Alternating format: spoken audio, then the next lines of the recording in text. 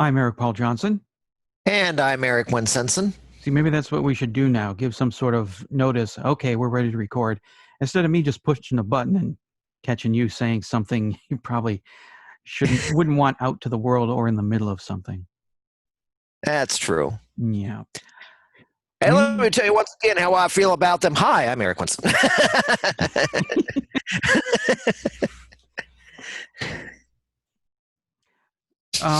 Star Trek 3, when Scotty takes credit for gumming up the Excelsior's warp drive. The more they overtake the plumbing, the easier it is to stop up the drain. That's what's happening in my head. All the things that I could say to, like, in the middle of a sentence that would come off bad if it hit the internet. And it's like, oh, I better not say that. Or, no, pick that. No, don't say, pick that one. No, not. There's too much coming out of my brain that's blocking up the drain of my mouth. So. And that's when we pulled out the beats. Are you recording? I was talking about decorating the Christmas tree. I know, of course you were. Hey, I was here for that conversation, so I know what you were pulling the beads out of. So I got it. Anyway, we got a lot of comments about Stranger, which would kind of expect since I wasn't all that high on the song. Eric liked it, that one, or is it that one? Me, Jib Khan said, Stranger is one of 3 songs that I love and have a desire to listen to off the album. Possibly the greatest late-night drive song ever. Actually, yeah, I can kind of see it as a late-night drive song. I hadn't noticed that before. Thank you, Jib. Nicholas Sadlier says, for me, Stranger is the best song the Eagles never made. Has a bit of a new kid in town vibe about it. Plus, I think the guitars would sit easily on a lot of Eagles tracks. I can understand why it would get played on a soon-to-be country music station, as you could almost put a country rock label on this song. I've always thought it was a standout track on Secret Messages, and many people have bemoaned that it was not released as a single here in the UK. Certainly, it received quite a lot of airplay on national UK radio when the album came out. It sounds like a deceptively simple song, but you can tell it is quite an intricate, multi-layered production. Regarding the drums, yeah, I can see that a drum machine might have been used. Though back in '83, I thought Bev was playing all the drum parts.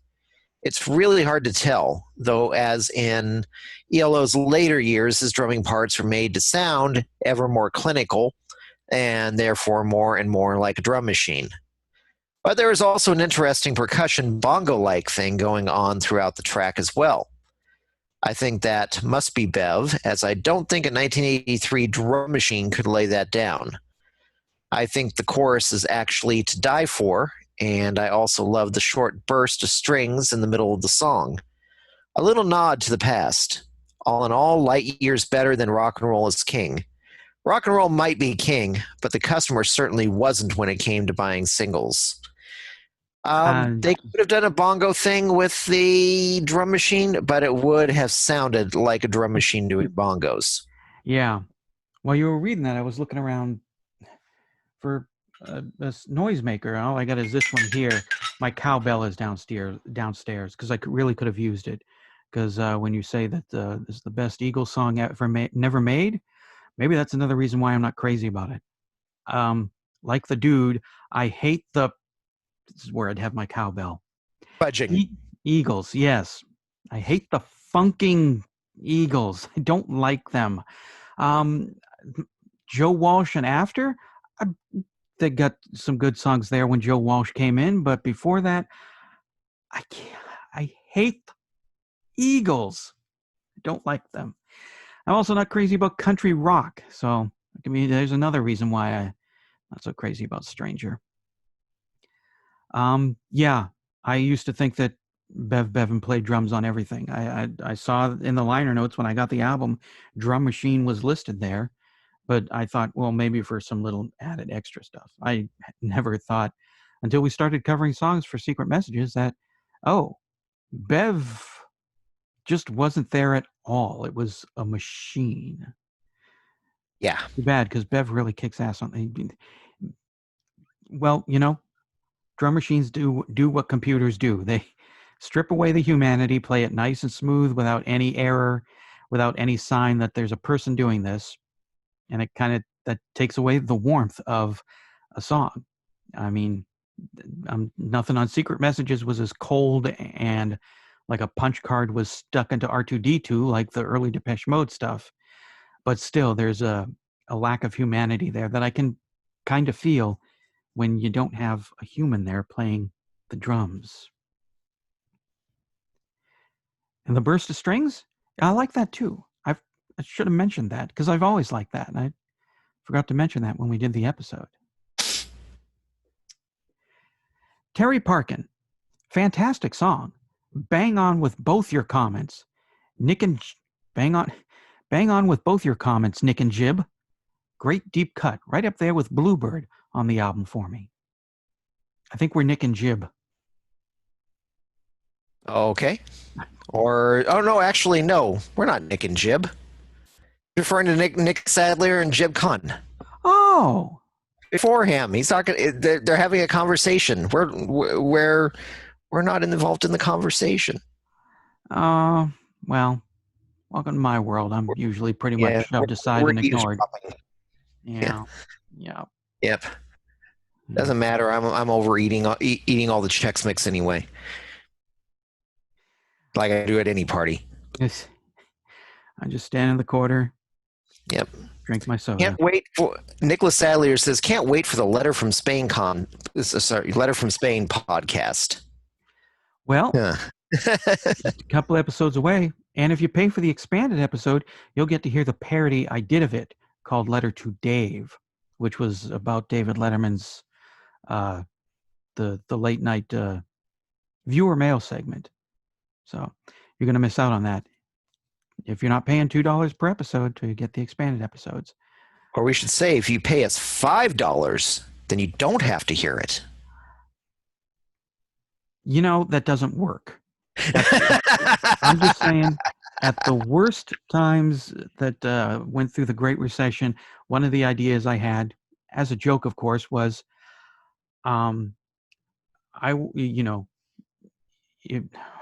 remember how my head's blocked up on live video. Something like, I will not take off my clothes if people pay me. I will stay dressed if you just give me $5. And either people want to see me naked or people aren't going to pay. They're not going to throw away money. And it's like, no, that's not happening. You just stop it right now. Pictures of you for a while. What's that? We just know to block you so we don't have to see any pictures of you for a while. No, I'd show up at their house. Yeah. I'd just show up at their house and start taking off my clothes. Now, if you don't want me to go any further, this will be $1 for the shirt. Yeah. When we get to the pants, it's $20. And and then you find yourself doing the same thing for cigarettes. Well, in my case, Legos. True. MJ Folds. I really like this song. There's a real sense of sadness to it. The strings help, and I don't mind the looped drums or the weird keyboard noise that loops throughout. Lovely to hear strings in the song as well. His words are really nice as well. Yeah, I mean, I like the words and the strings. It was just the tune of it. For me, it was just kind of, there it is. Steve Monahan says, along with Four Little Diamonds, I consider this to be the best tracks on the album. Good guitar solo and some very good strings. Also, some warming lyrics providing a feel-good factor. Jerry Solid. Steve Moynihan. I agree, although I'd also like to add the title track. Steve Monahan says, Jerry Solid, I agreed. I don't think there's a bad track on the album, and I like the tracks that didn't make the cut, especially Hello, My Old Friend. Yeah. I don't want to say anything about Hello, My Old Friend. I'll save it for when we get to the song. Leave everybody in suspense. Tracer Anthony. LOL. Bevan's skinny tie is literally the very personification and representation of the 1980s.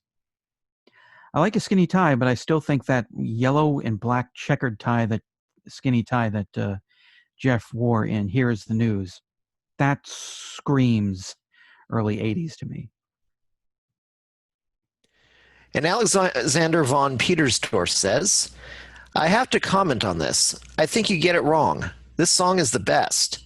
It rightfully was a single, but it lacked promotion. It wasn't a single everywhere, and it was just a last single off the album. So it's a pity it didn't chart, but the song was good enough.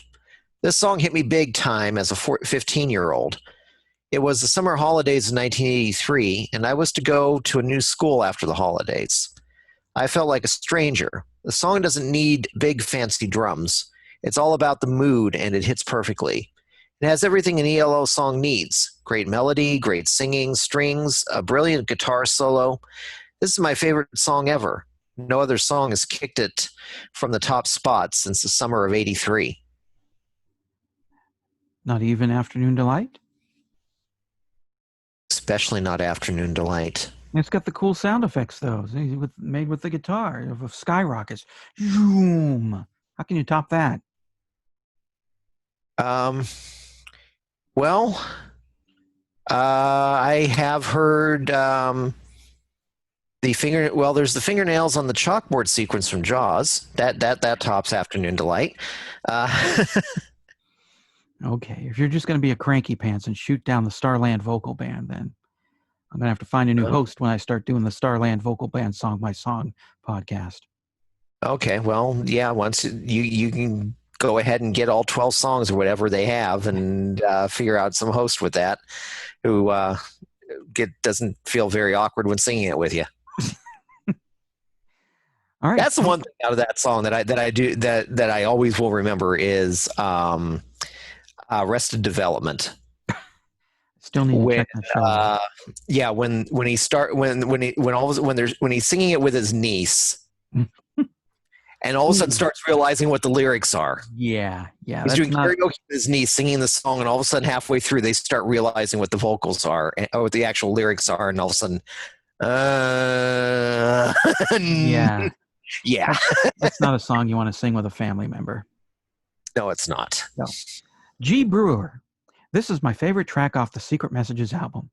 Perhaps timing was key, as I was 18 years old and headed off to boot camp in San Diego at MCRD. The song's mood completely encapsulated my feelings at the time. I still go back to Stranger and find it so soothing to my ears. I love it. Yeah, you're a better man than me. Just on the bus on the way to boot camp, I'd be balled up in the fetal position in a puddle of my own urine in the back of the bus. I don't think I could handle the military. So Stranger, definitely a soothing song for what would be just incredible hell for me to go through. So you're a better man than me. I could never handle the military. Yeah, well, that's the reason why I'm glad they made it voluntary by the time we were born. Well, at least by the time I was born, it was voluntary, and because it's always good to have people who actually want to be there. Yes. Doing the work rather than somebody who just got yanked off the streets. Yes, and somebody who's fighting to not get their head shaved and then exactly, and then throws a tantrum like, I can't take naps? Are you serious? You people want me to get up at 4:00 in the morning? You're out of your mind. It's still dark out. Go away. And that would definitely not fly. Yeah, the military was not for me. Thank you for your service, by the way. That's one thing we should definitely say. Yeah, absolutely. Again, you're a better man than me. I couldn't have. Anyway, move on to Mike Hudson, because I think we're just going in a loop here. Okay. A drum loop. Mike Hudson says, personally, I like this song, and I think it's one of the better tracks on the album. I love all the little guitar bits and the solo. Seems like Jeff returned to playing guitar a little more on this album than on some of the ones right before it. I'd always assumed it was Bev playing on this one.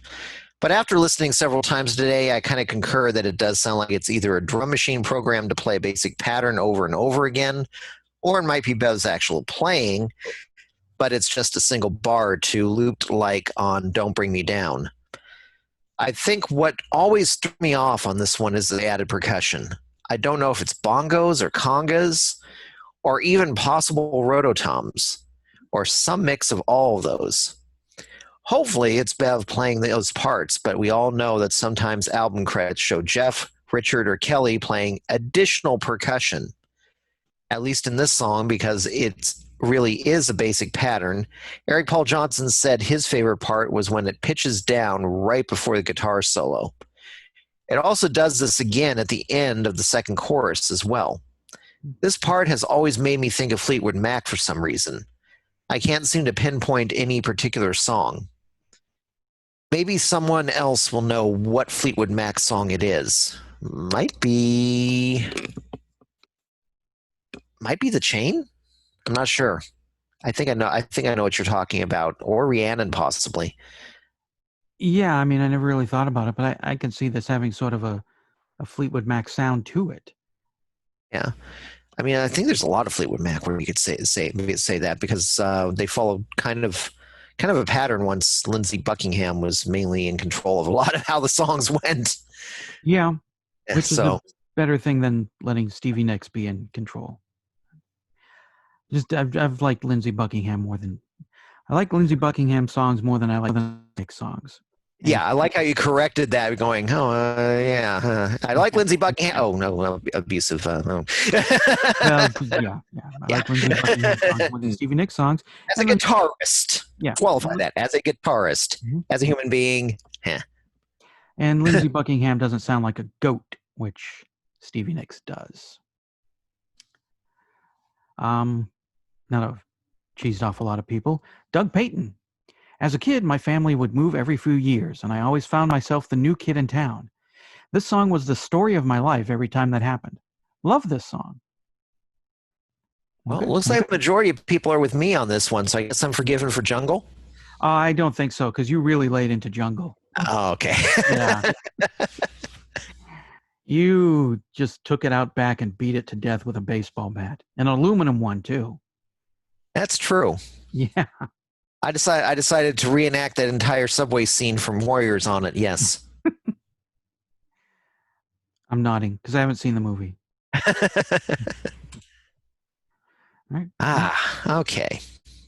We're done here, I guess. I think we're done. Mm-hmm. And I'm trying to get something to work here suddenly. Oh, nope. Why are you suddenly tiny? That's what she said. And that's where we end it. Yeah.